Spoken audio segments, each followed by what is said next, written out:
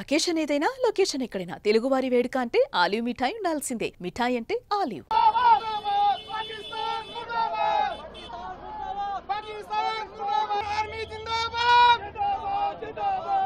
పాకిస్తాన్ ఉగ్రమూకలు మరొకసారి భారత్ పైన విరుచుకుపడే ప్రయత్నం చేశారు. అయితే పాకిస్తాన్ ఉగ్రమూకల యొక్క కుతంత్రాలను భారత్ ఎప్పటికప్పుడు తిప్పికొడుతుంది. ఏదైతే పెహల్గామ్కు సంబంధించి పెహల్గామ్ దాడుల్లో 26 మంది చనిపోయిన తర్వాత, ఏదైతే భారత పర్యాటకులు మృతి చెందిన తర్వాత భారత్ ఎప్పుడైతే ప్రతీకార చర్య తీసుకుందామని వెయిట్ చేసి సరిగ్గా నిన్న రాత్రి మొత్తం పాకిస్తాన్ పైన 9 చోట్ల దాడులు చేసి దాదాపు 100 మందికి పైగా ఉగ్రవాదులను మట్టుబెట్టింది. దీంతో నిద్ర పడతలేదు పాకిస్తాన్కి. మరొకసారి భారత్ను అంటే కయ్యానికి గాలు దూడమే కాదు, కయ్యానికి కాలు దువ్వుతూనే మన పైన బుల్లెట్ల వర్షం కురిపిద్దామని భారతదేశం పైన ఆ యొక్క జమ్మూ కాశ్మీర్, రాజస్థాన్, పంజాబ్ తదితర ప్రాంతాలపైన బుల్లెట్ల వర్షం కురిపించేందుకు కుట్రలు చేస్తుంది పాకిస్తాన్. ఈ నేపథ్యంలోనే భారత్ వారి యొక్క కుట్రలన్నింటినీ తిప్పికొడుతుంది. ప్రస్తుతం మనం చూస్తే ఇప్పటికు ఆపరేషన్ సింధూర్ ప్రారంభించిన తర్వాత పాకిస్తాన్ మరొకసారి తమ బుల్లెట్లకు పదును పెట్టి బుల్లెట్లను భారత్ పైన ఎక్కుపెట్టింది. కానీ వాటన్నిటికీ ధీటైన సమాధానం ఇస్తుంది భారత ఆర్మీ. ప్రస్తుతం జమ్మూ కాశ్మీర్తో పాటు కుప్వారా, పంజాబ్, పుంచ్ ప్రాంతాల్లో పాకిస్తాన్కి సంబంధించిన మిసైల్స్ వర్షం కురిపిస్తుంది. అయినప్పటికీ కూడా భారత ఆర్మీ వాటన్నిటిని ధీటుగా తిప్పికొడుతుంది. మన దగ్గర ఉన్న అత్యాధునికమైన ఏదైతే ఆయుధాలు ఉన్నాయో వాటన్నిటిని ఉపయోగించి పాక్ సంబంధించిన ఆ యొక్క బుల్లెట్లను మనం తిప్పికొడుతున్నాం. మరోవైపు సుదర్శన చక్రం మన దగ్గర ఉన్న అద్భుతమైన ఆయుధం. అవి మొత్తం కూడా పాక్కు సంబంధించిన డ్రోన్లు, ఏవైతే ఆత్మాహుతి డ్రోన్స్తో పాక్ జమ్మూ కాశ్మీర్, పంజాబ్, రాజస్థాన్ ఆ యొక్క మొత్తం ఎల్ఓసి మనం ఆ ప్రాంతం మొత్తం కూడా దాడులు చేస్తున్న పరిస్థితి. అయితే వాటన్నిటినీ సుదర్శన చక్రంతో తిప్పికొట్టింది. ఎక్కడికక్కడ దాదాపు 9 రకాల మిసైల్స్ని ఈరోజు భారత ప్రభుత్వం, భారత సర్కార్ కావచ్చు, భారత ఆర్మీ తమ నైపుణ్యాలతోటి, శక్తియుక్తులతోటి నేలమట్టం చేసింది. మనం అయితే ప్రస్తుతం జమ్మూ కాశ్మీర్, పంజాబ్, అదేవిధంగా రాజస్థాన్ తదితర ప్రాంతాల్లో మనం చెప్పుకున్నట్లుగా కుప్వారా, పంజాబ్, పుంజు ఈ ప్రాంతాల్లో మొత్తం కూడా బ్లాక్అవుట్ నిర్వహిస్తున్నారు. అధికారులు ఎవ్వరు కూడా ప్రజలు బయటికి రావద్దని హెచ్చరిస్తున్నారు. ఎక్కడికక్కడ సహాయక చర్యలు చేపడుతున్నారు. ఎందుకంటే సామాన్య ప్రజలను టార్గెట్ చేస్తూ పాకిస్తాన్ ఉగ్ర అంటే మొత్తం కూడా పిచ్చి కుక్కలాగా వ్యవహరిస్తుంది పాకిస్తాన్ ప్రస్తుతం.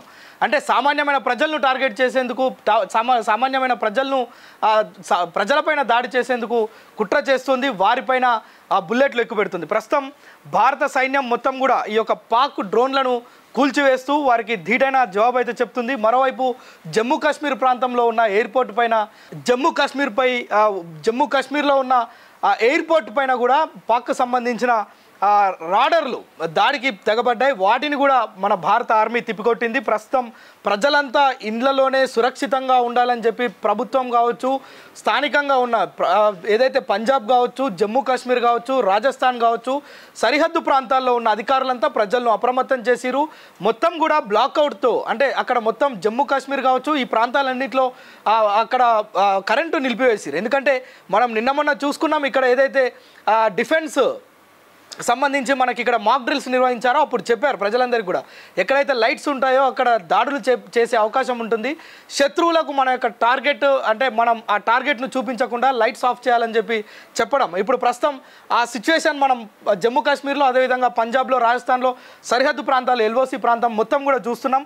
మొత్తం కూడా కరెంట్ ఆఫ్ చేసిరు. ఇక్కడ మన భారత్కి సంబంధించిన మిసైల్స్ కూడా పాకిస్తాన్ పైన దాడులు చేపస్తున్న పరిస్థితి ప్రస్తుతం చూస్తున్నాం. పఠాన్కోట్ ఎయిర్ బేస్ వద్ద కూడా భారీగా బాంబు శబ్దాలు వినిపించినట్లుగా స్థానికులు చెప్తున్నారు. వాటిని కూడా తిప్పికొట్టేందుకు సర్కార్, అదేవిధంగా భారత ఆర్మీ, నేవీ, డిఫెన్స్ మొత్తం కూడా కలిసికట్టుగా యొక్క డ్రైవ్లో పాల్గొంటున్నారు. ఈ ఆపరేషన్ సక్సెస్ చేసేందుకు విస్తృతంగా పనిచేస్తున్నారు. మరోవైపు సూసైడ్ డ్రోన్లను భారత్ పైన ఎక్కుపెడుతుంది పాకిస్తాన్. వాటన్నిటిని ఎప్పటికప్పుడు భారత్ తిప్పికొడుతుంది. అయితే ప్రస్తుతం మన భారత సరిహద్దు ప్రాంతాల్లో మొత్తం కూడా చాలా ఉద్రిక్తమైన పరిస్థితి నెలకొంది. ఎందుకంటే ఆపరేషన్ సింధూర్ పూర్తవగానే ఆపరేషన్ సింధూర్ 2ను కూడా ప్రారంభిస్తారనే ఒక వార్తలు చక్కర్లు కొట్టాయి. ఈ నేపథ్యంలోనే పాక్ మరొకసారి, అంటే పాక్ వైఖరి ఎట్లా ఉందంటే ప్రస్తుతం నిద్ర పట్టని పరిస్థితి. ఇప్పుడు నిద్ర పట్టని పరిస్థితి. అంటే భారత్ చేసిన ఈ చర్యకు ప్రతిచర్య తీసుకోవాలని చెప్పి పాక్ వెంపర్లాడుతుంది. ఆ వెంపర్లాడటంతో ఎవరు నష్టపోతున్నారంటే కేవలం పాక్ మాత్రమే నష్టపోతుంది. ఎందుకంటే మన దగ్గర ఉన్న అత్యాధునికమైన ఆయుధాలు, సుదర్శన చక్రం కావచ్చు, మన దగ్గర ఉన్న మిసైల్స్ కావచ్చు, మన దగ్గర ఉన్న అణ్వాయుధ సంపత్తి కావచ్చు, ఇవన్నీ పాక్ ఎదుర్కోలేదు. కేవలం తమ ఈగో హట్ కాకుండా కేవలం మనం ఏదో చర్యకు ప్రతిచర్య చేశామని చూపించుకునేందుకే పాక్ యొక్క ముష్కర దాడికి పాల్పడుతుంది. సామాన్యమైన ప్రజలపైన, సామాన్యమైన ప్రజలను బెంబేలెత్తించే విధంగా వ్యవహరిస్తుంది. అయితే ప్రతి క్షణం భారత సైన్యం కావచ్చు, భారత ఆర్మీ కావచ్చు, భారత నేవీ కావచ్చు, భారత డిఫెన్స్ కావచ్చు, ఎప్పటికప్పుడు క్షణం చూస్తూనే ఉంది. పాక్ వైఖరిని ఎప్పటికప్పుడు తిప్పికొడుతుంది. పాక్కు సంబంధించిన ఏదైతే డ్రోన్స్ కావచ్చు, వారికి సంబంధించిన మిసైల్స్ను కూడా దాదాపు 400 కిలోమీటర్ల పైననే వాటన్నిటిని బ్లాస్ట్ చేస్తుంది. మనకున్న మేధా సంపత్తి కావచ్చు, మనకున్న ఆయుధ సంపత్తి కావచ్చు.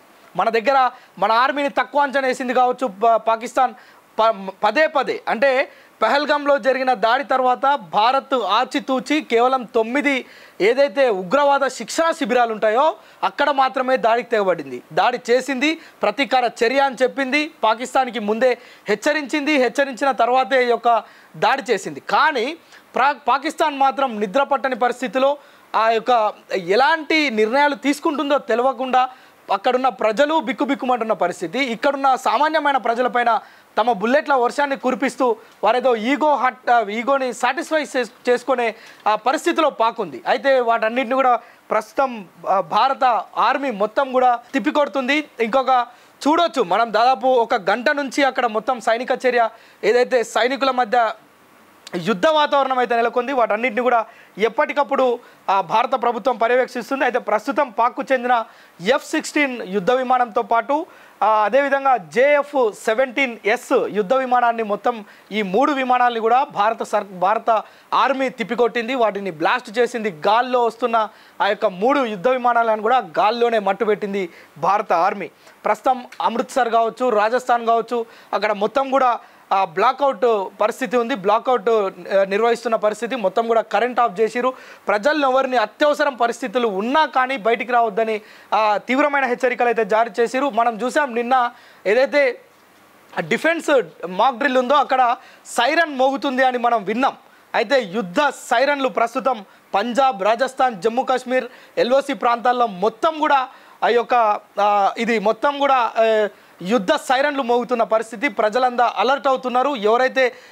ఎవరు కూడా ఊహించలే ఈ పరిస్థితిని. వారంతా కూడా సామాన్యంగా తమ పనుల కోసం బయటకు వచ్చిన వారంతా మనం విజువల్స్లో చూడొచ్చు. పూర్తిగా ఒక్కసారిగా వారంతా బండ్లు తిప్పుకొని ఇంటికి వెళ్తున్న పరిస్థితి. జమ్మూ కాశ్మీర్ కావచ్చు, పంజాబ్ కావచ్చు, రాజస్థాన్ కావచ్చు, ఈ సరిహద్దు ప్రాంతాలన్నీ కూడా, తీర ప్రాంతాలన్నిటి కూడా పాక్ టార్గెట్ చేసిందని అయితే మనకు స్పష్టంగా తెలుస్తుంది. భారత్ ఆర్మీ కావచ్చు, నేవీ కావచ్చు, త్రివిధ దళాలు ఏవైతే ఉన్నాయో పాక్ చేస్తున్న ముష్కర చర్యను ఎప్పటికప్పుడు తిప్పికొడుతున్నారు. భారత ప్రజలు కూడా చాలా సంసిద్ధంగా ఉన్నారు. నిన్న మొన్న మనం చూసినాం. మొత్తం కూడా ఈ యొక్క ఆపరేషన్ సింధూర్ ప్రారంభమయ్యే నుంచి ప్రజలందరూ స్వచ్ఛందంగా మాట్లాడుతున్న పరిస్థితి యుద్ధం గురించి. ఈ దెబ్బతోటి పాక్ మొత్తం ప్రపంచ పటంలో పాక్ లేకుండా చేయాలని చెప్పి ప్రజలు కోరుతున్న పరిస్థితి. సరిగ్గా ఇదే పరిస్థితి ఈరోజు భారత్లో కొనసాగుతుందని చెప్పొచ్చు. మరికొన్ని గంటల్లో పాక్ పరిస్థితి ఎలా ఉంటుందో మనం ఎప్పటికప్పుడు అప్డేట్ చేసే ప్రయత్నం చేస్తుంటాం. అయితే పాక్కు సంబంధించిన 10 డ్రోన్లను ఇక్కడ కూల్చినట్టుగా తెలుస్తుంది. మరోవైపు S-14 సిస్టమ్ తోటి చెప్పినాం ఆల్రెడీ. సుదర్శన చక్రం ఏదైతే మన దగ్గర ఉందో S-400 అంటారు.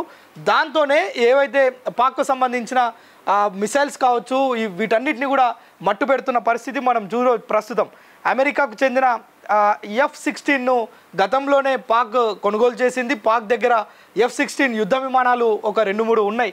ప్రస్తుతం వాటిలో 2టిని భారత్ సమూలంగా నాశనం అయితే చేసింది. ఇక చూడాలి ఈ రాత్రి మొత్తం కూడా భారత్ పాకిస్తాన్ మధ్య మొత్తం యుద్ధమే జరుగుతుంది. యుద్ధానికి సంబంధించి ఎప్పటికప్పుడు అప్డేట్ చేసే ప్రయత్నం చేస్తాం. మరోవైపు పాకిస్తాన్కి సమీపంలో ఉన్న బైస్మెల్లార్ ప్రాంతం పైన కూడా పాక్ విరుచుకుపడుతుంది. అక్కడ కూడా భారత ఆర్మీ కట్టుదిట్టమైన ఎదురుదాడి చేస్తుంది పాకిస్తాన్ మీద. ఎప్పటికప్పుడు చాలా కట్టుదిట్టమైన ఏర్పాట్లు చేయడమే కాదు, చాలా అప్రమత్తతో ఉండి ప్రజలెవరికి కూడా ఇబ్బంది కాకుండా భారత ఆర్మీ, నేవీ, డిఫెన్స్ 3 సంయుక్తంగా ఈ యొక్క యుద్ధాన్ని ఎదుర్కొంటున్నాయి. ఈ యొక్క పాక్ ముష్కరుల దుశ్చర్యను అడ్డుకుంటున్నాయి.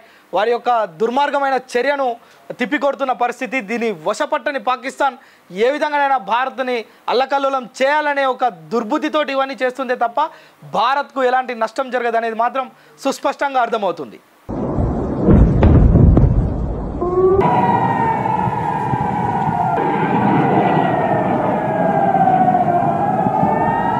సుమన్ టీవీలో మీ పర్సనల్ అండ్ బిజినెస్ ప్రమోషన్స్ కోసం కింది నెంబర్కి కాంటాక్ట్ చేయండి.